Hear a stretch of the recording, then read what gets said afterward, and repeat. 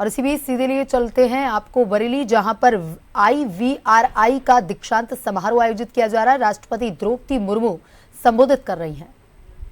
मुझे बताया गया है कि पशु विज्ञान के विभिन्न क्षेत्रों में उद्यमिता और स्टार्टअप को बढ़ावा देने के लिए इस संस्थान में पशु विज्ञान इंक्यूबेटर कार्यरत है।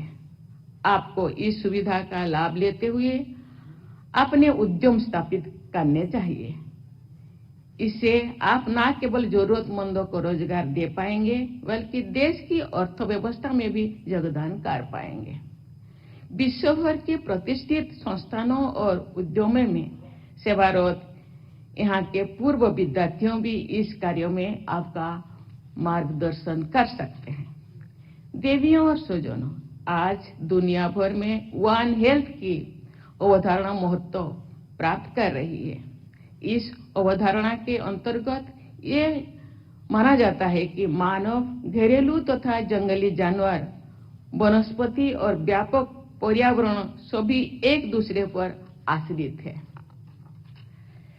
हमें अपनी परंपरा और इस अवधारणा का अनुसरण करते हुए पशु कल्याण के लिए प्रयास करना चाहिए।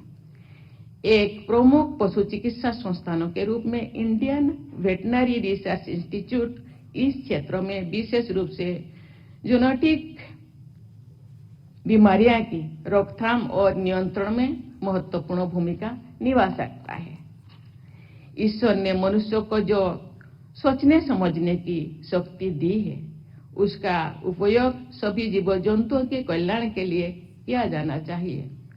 हाल की कोरोना महामारी में मानव जाति को आगाह किया है कि उपभोग आधारित संस्कृति ने न केवल मानव जाति बल्कि अन्य जीव जंतुओं और पर्यावरण को अकल्पनीय क्षति पहुंचा सकती है। पशु कल्याण के लिए नियमित रूप से पशु आरोग्य मेलों का आयोजन होना चाहिए।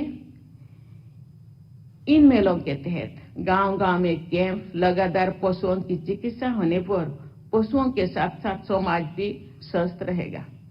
मैं थोड़ा किसान परिवार से जुड़ी हूं, लेकिन आज गांव-गांव में पशु दिखने को नहीं मिलते हैं। घरेलू पशु जे हम लोगों को खेती में सहयोग करते हैं। आज टेक्नोलॉजी आया, आज ट्रैक्टर, लेकिन कृषि साथी जो केंचुआ, ये बहुत सारे चीजें जमीन में जो रहेंगे वो आज खत्म हो गया, जमीन बंजर हो गया। लेकिन उसको हम किस रूप से संरक्षण कर पाए, जमीनों का उर्वरता कैसे हम अच्छा कर पाए, इसी दिशा में सबको सोचना चाहिए।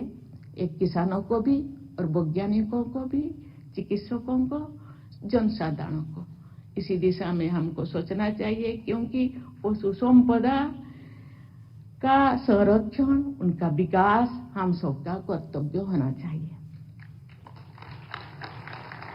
पशु कल्याण के लिए नियमित रूप से पशु आरोग्य मेलों का आयोजन होना चाहिए। इस मेले के तहत गांव-गांव में कैंप, लगातार पशुओं की चिकित्सा होने से पशुओं के साथ साथ समाज भी स्वस्थ रहेगा। टेक्नोलॉजी अन्य क्षेत्र की तरह पशु चिकित्सा और देखभाल में भी क्रांतिकारी परिवर्तन लाने की क्षमता रखती है। टेक्नोलॉजी के प्रयोग से देश भर के पशु चिकित्साओं को सशक्त बनाया जा सकता है। Genome editing, एम्ब्रॉय transfer technologies, artificial intelligence, big data analytics जैसे टेक्नोलॉजी की प्रयोग से इस क्षेत्रों में क्रांतिकारी बदलाव ला जा सकते हैं। आधुनिकतम टेक्नोलॉजी का उपयोग करके IVRI जैसे संस्थानों को पशु रोगों के निदान और उनको पोषण उपलब्ध कराने में स्वदेशी और सस्ते उपाय ढूंढने चाहिए, क्योंकि सब एफोर्डेबल हो, चिकित्सा सबको मिल सके। साथ ही उन दवाओं के विकल्प भी तलाशने चाहिए जिनके साइड इफेक्ट्स न केवल पशुओं के बल्कि मनुष्य और पर्यावरण को भी प्रभावित करते रहे। अंत में मैं एक बार फिर उपाधि और पदक प्राप्त करने वाले सभी विद्यार्थियों को बहुत बहुत बधाई देती हूँ। मेरी आशीर्वाद आपके साथ है। धन्यवाद। जय हिंद, जय भारत।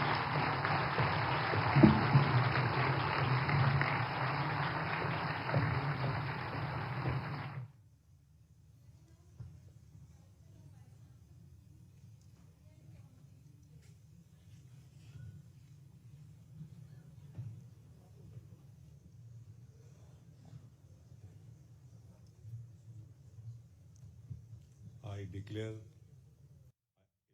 IVRI convocation closed.